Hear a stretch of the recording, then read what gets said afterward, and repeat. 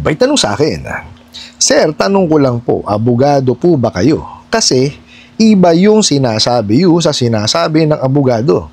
Hindi po papasa sa estafa yung maliit na utang. Alright, napakagandang mensahe po nito.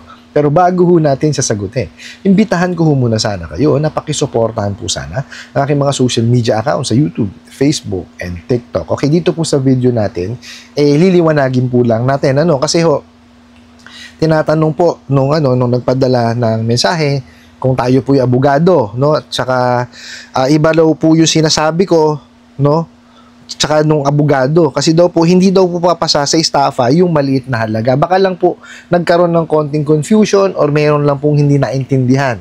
So liliwanagin po natin yan. Pero bago ho yan, disclaimer po muna, hindi po ako abogado.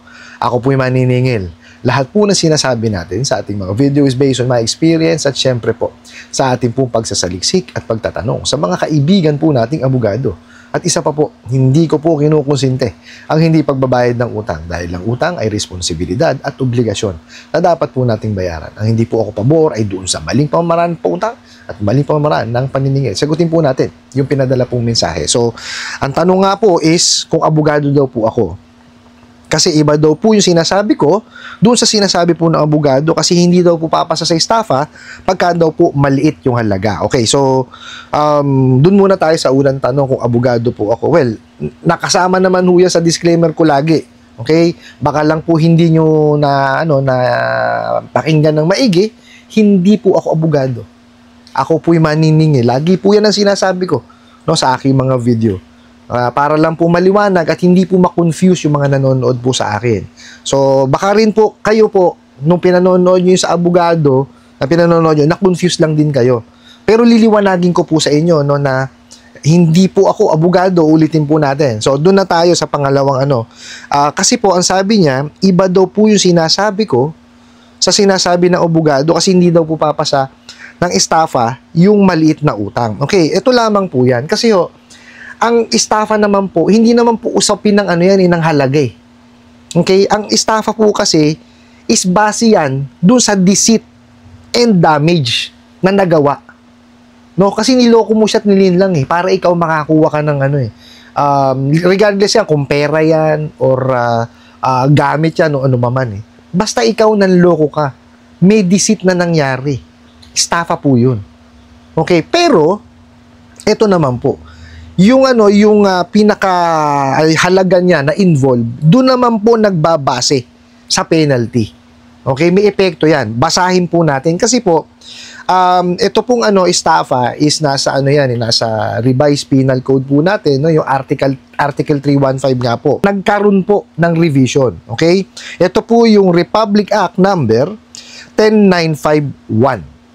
Okay, ito po is inilabas noong August 29, 2017. At sabi po dito, an act adjusting the amount or the value of property and damage on which a penalty is based, and the fines imposed under the revised penal code, amending for the purpose Act number 3815, otherwise known as the revised penal code as amended. Okay, so sabi po dito, Section 2, Article 26 of the same Act is hereby amended to read as follows. Article 26, fine. When afflictive, correctional, or light penalty, a fine, whether imposed as a single or as an alternative penalty, shall be considered an afflictive penalty if it exceeds 1,200,000 pesos. A correctional penalty if it does not exceed 1,200,000 pesos but is not less than 40,000 pesos. And a light penalty if less than 40,000 pesos. O yan, napakaliwanag po ha. I-finlash po natin, binasa natin. Pwede po, kahit mababa lang po ang halaga. Kahit piso yan. Basta po may panloloko at panlilin lang. Okay, kasi yun ho ang ibig sabihin ng estafa eh. It doesn't matter ho yan kung malaki o maliit yun yung halaga eh. Okay, ang definition po kasi ng estafa is yung panloloko at panlilin lang. Yung deceit and damage dun sa tao.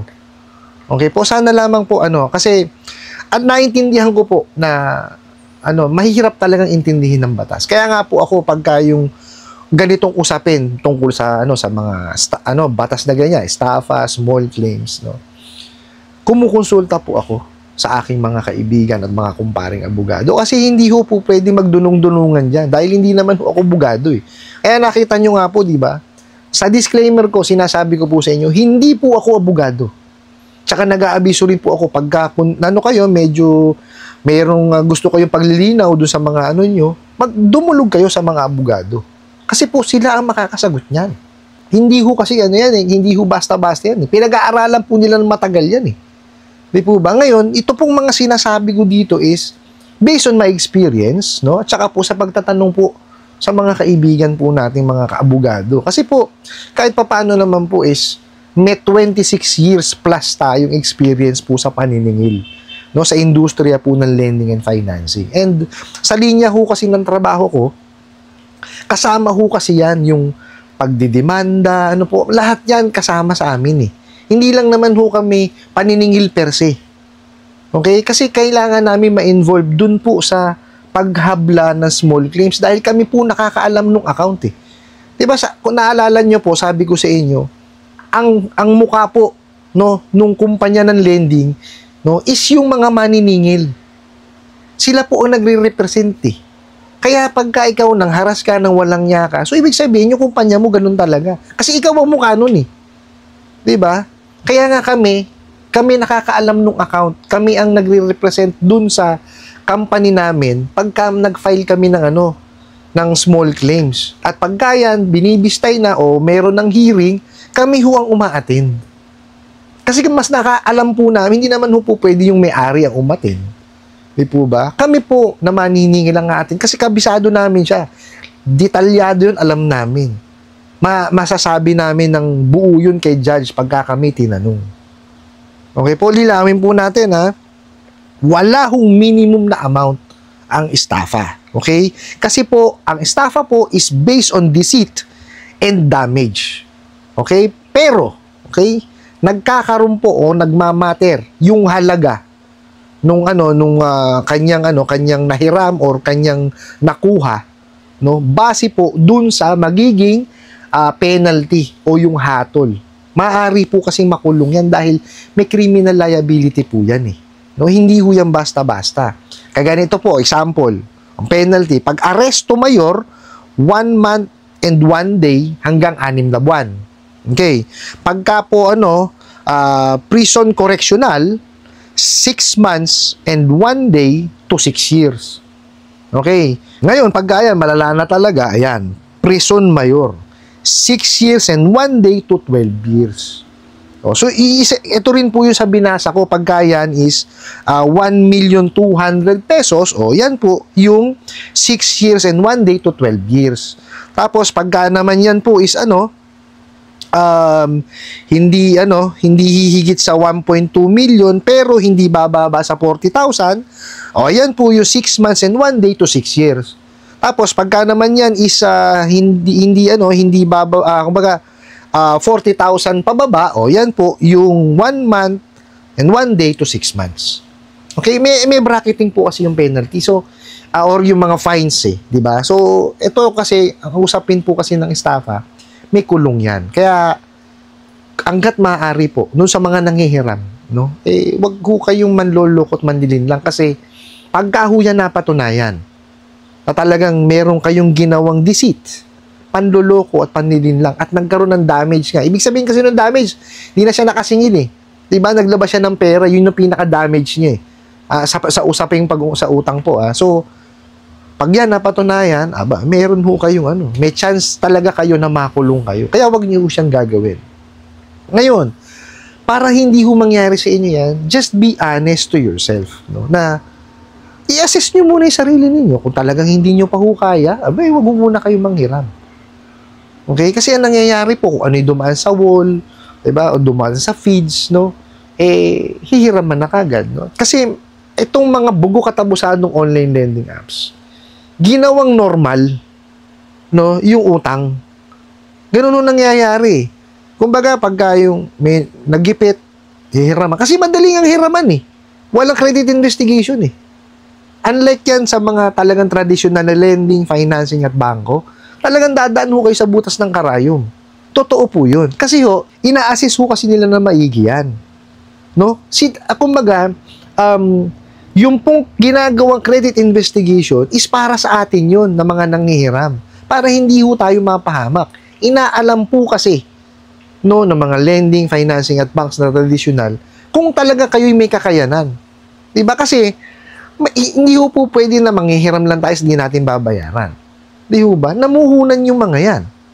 Oh. Ngayon, kung yan illegitimate na magkakaroon kayo ng record, diba? Kumbaga, yung mga record ninyo sa CIC, makikita po ng ibang mga lending yun. Saka ng financing at banks. So, pagka gusto nyo na manghiram ng malaking halaga, hindi kayo makakahiram. Kasi, sasabihin sa maliit na halaga na yan, hindi ka nakabayan. Paano pa kaya pag yung malaki na? Di po ba? At ang masakit dyan, kung mapasama kayo sa NFIS. Sa NFIS po kasi, doon, ang nilakalagay po talaga doon, bad record. Sa CIC po kasi, good and bad yun eh. So, ang kagandahan kasi sa CIC, pag sinabi nyo good and bad, no? Pagka kayo maganda ang record nyo sa pangungutang, okay, marami hong mag-offer sa inyo. Pagka naman pangit ho kayo magbayad sa utang, ayan, sigurado walang magpapahiram sa inyo. Ngayon, pagka kayo is nasa NFIS, yan ang pinakamatindi. Talagang walang magpapautang sa inyo. No? Kasi doon nakalagay yung bad record talaga. Okay? I-update lang nila yung close account or kung naibenta na, ganun ho. Pero iba ho kasi sila. At saka ho, ang kagandahan kasi sa CIC, batas yun. Okay? Dahil ho yan dun sa KISA. Okay? Kumbaga, naggawa po ng batas, yung KISA nga po, para po magkaroon tayo no, ng centralized na lagakan ng information para po sa mga nagpapautang. Okay? Makikita po nila lahat yun. Doon sa mga legal po yan, na legitimate. Kasi required po yan eh, na mapasama ka sa CIC. Okay po? Sana lang po na naliwanagan, no? Doon po sa nagpadala po ng mensahe o doon sa nag-comment po, no? No ill will po, naintindihan ko po kayo na kumbaga ikina-clarify niyo lang kung abogado po ako. Ulitin ko, hindi po ako abogado. Ngayon, ayan po, binasa ko naman po sa inyo, balikan niyo na lang, no? Base po doon sa amendment, no? 40,000 and below. So, ibig sabihin po, kahit mas mababa po sa 40,000 o maliit na halaga yan, kahit piso, basta po meron niyang panlulokot, paninilang, estafa po yan. Ano po? I hope nasagot ko po itong katanungan na to at sana po'y makatulong. Maraming salamat po sa inyong walang sawang pag-support at panonood sa aking mga video. Maraming salamat po sa inyong pag-like, pag-share, pag-comment at pagtatanong. And kunin ko na rin po itong opportunity na to na imbitahan po sana kayo na pakisuportahan po sana ang aking mga social media accounts sa YouTube, Facebook, and TikTok. Nasa muli po, yun lang.